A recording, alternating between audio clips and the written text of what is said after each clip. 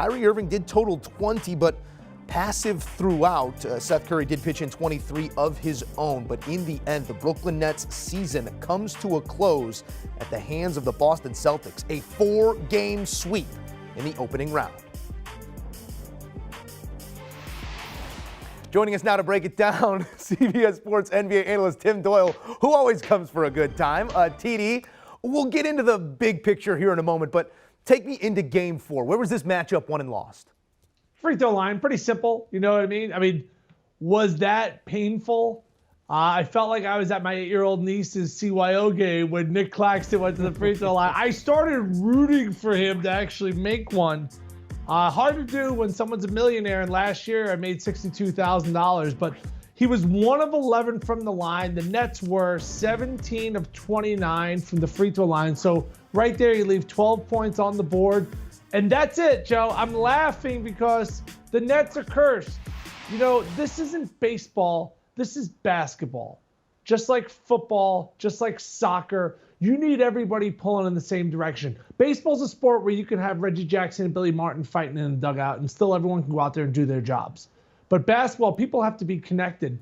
And the Nets have just had so many. It's almost like so Nets of them to lose a series like this where you lose 4-0, but Joe, they could have won arguably every single game with the exception of Game 3 maybe. And that's exactly where I want to go next here, Tim, because I think in total, 18 points decided all 4 of these games. In total, we had a 1-point game and a game winner in Game 1. So it begs the question, sort of revisionist history here, but if Game 1 goes differently, does this series look any different to you, Tim? Absolutely. 100%. Yes, because Boston needed that belief. You know, Boston was a team that lacked confidence this year. They were underachieving. We didn't know what we were going to get. We were asking, can Brown and Tatum exist together? And then they got hot. But the playoffs is a different beast. And everybody was picking the Nets to come out of this series. Not me.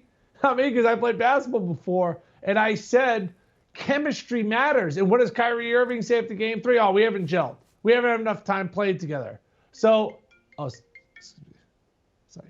I told you it was going to be a disaster. Nets are a disaster. They're a disaster. You can't just put teams together. How many times? I'll call you back. How many times have we seen dream teams? I remember when the Philadelphia Eagles had a dream team. I think Michael Vick was the quarterback. It was like, oh, best football team ever. It was like they didn't even sniff the Super Bowl. And this is a Nets team. These guys are 2 offensively great players. But Kyrie Irving, obviously we know what happened earlier this year. And, you know, and Harden, if he didn't like it. And then Kevin Durant, the fact is he created fake Twitter accounts so he could troll people that said bad things about Kevin Durant. Like, you just throw those 2 guys together. And then to think, Musso, that they were like, you know who we need to get on this team? Ben Simmons. It's literally laughable. This is Days of Our Lives meets All My Children. And you know when I said that? Day 1, because I went, oh boy, you're getting Durant off an Achilles, Kyrie getting chased out of Boston, and now you're bringing Ben Simmons. You know, I said it before Ben came to town. So hats off to the Celtics. Mm-hmm. Are they a championship contender? Because I saw Bill Simmons and Ryan Russillo saying that Jason Tatum is the best small forward in the NBA. He's not. Giannis is.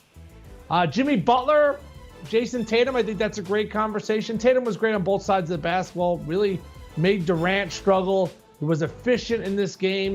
You know, him and Marcus Smart are just top-tier defenders, and not a lot of teams have that. But, Joe, when I say Boston Celtics, do you think NBA championship? I don't know if I think NBA championship, but the question I wanted to ask you, Tim, is are they the best team in the East right now? You got Joel Embiid with a beat-up hand. The Bucks, they look to be taking care of the Bulls with no problem. Those would be the 2 teams that come to mind for me.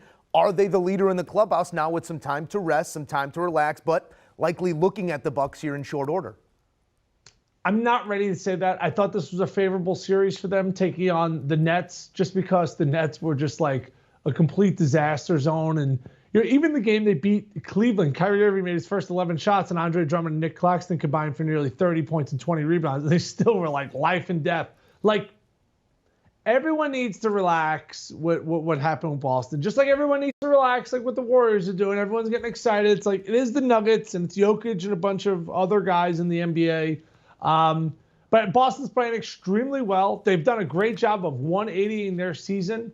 I still think that Milwaukee's the safest pick, and I'm going to stick with Philadelphia.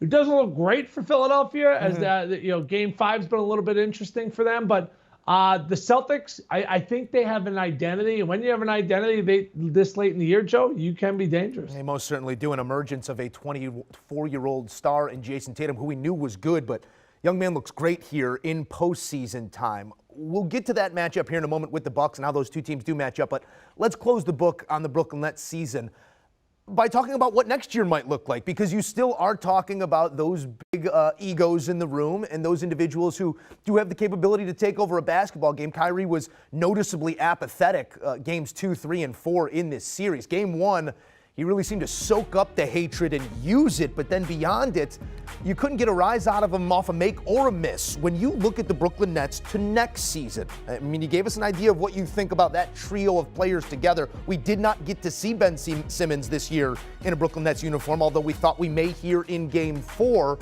What do the Nets look like? What needs to change for them to get past not just the first round, but to realize goals that these stars believe in and an NBA championship? Yeah, I mean, when I grew up in New York, when there's a traffic accident, they call it rubbernecking delays, which is like your neck goes like this. What do you call it in Chicago? Gaper's Joe? Block. Gaper's Block in Chicago. That's what my wife calls it the same thing. So Gaper's Block, rubbernecking. I want to watch it. I think it's a car accident. You have to watch it. You have to talk about it. They're completely overvalued.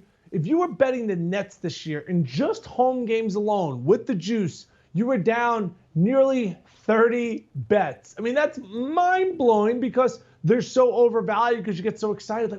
Kevin Durant, Kyrie Irving, both guys, outstanding offensive players. But what Tatum and Smart have proved, that you got to play both sides of the ball. You got to play some defense, too. You got to make your free throws. The Nets in game number 4 shot 50% from the field and lost. So you got to do the little things that are out there. It's funny, we talked about Boston having identity. That's something the Nets do not have. What do they do well? They have some superstars. They got some guys that were great when I was listening to Kanye West in college. Things have changed. This isn't 2012 anymore. 10 years later, you can't just scoop up Goran Dragic with his gray hair and Patty Mills and Blake Griffin.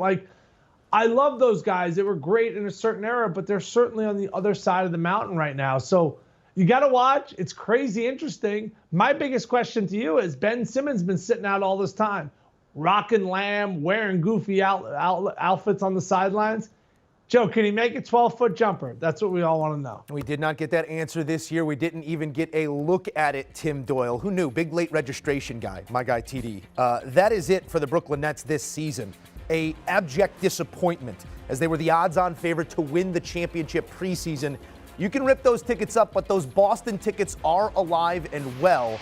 They do not yet know their round 2 opponent, but it is more likely than not going to be the Milwaukee Bucks, TD. How do those two teams match up in your eyes when you're talking about the Celtics and that team approach against the most dominant force in basketball? Yeah, I'm going to name drop here. I was out with the Bucks owner. I was actually at Gibson's, which is in the Viagra Triangle. If you've ever been to Chicago, just go there, sit outside. It's amazing. People watching. But he told me that Chris Middleton's probably going to miss about 2 more weeks. So, Chris Middleton leads the NBA in clutch points, meaning, when things get tough, the Bucks go, here, Chris, go out there and get a bucket. So, this is like the old Gene Katie adage, right? It's not who you play, it's when you play them. So if Boston catches Milwaukee, no Chris Middleton, you steal a game here or there. Hey, that's sports, right? That's what happened last year with the Bucks. They got lucky. Kyrie Irving got hurt. Kevin Durant stepped on a line this far. So certainly no Chris Middleton. I think that series is a pick'em with Chris Middleton. I think the Bucks are minus 180. So really got to pay attention to his health and when he's going to be back. So almost kind of counterintuitive. The longer the Bulls series goes from Milwaukee, probably the better, because then you got more time for Chris Middleton in the end to come back. That is a great point by our guy Tim Doyle, who's breaking a little news here on CBS Sports HQ. TD, we appreciate the insight and the news, as always. Thanks, Joe. All right, taking a look at the notable contract situations here coming up for the Brooklyn Nets. KD under contract long-term.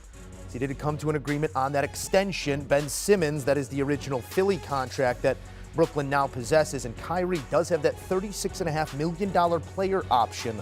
See if he opts in or opts out. The Nets now 1-8, their last 9 playoff games. Do you want a sports network that delivers everything that matters about the game? The highlights, the picks, the instant analysis, no yelling, no fake debates, no politics. Hit the subscribe button and never miss a moment.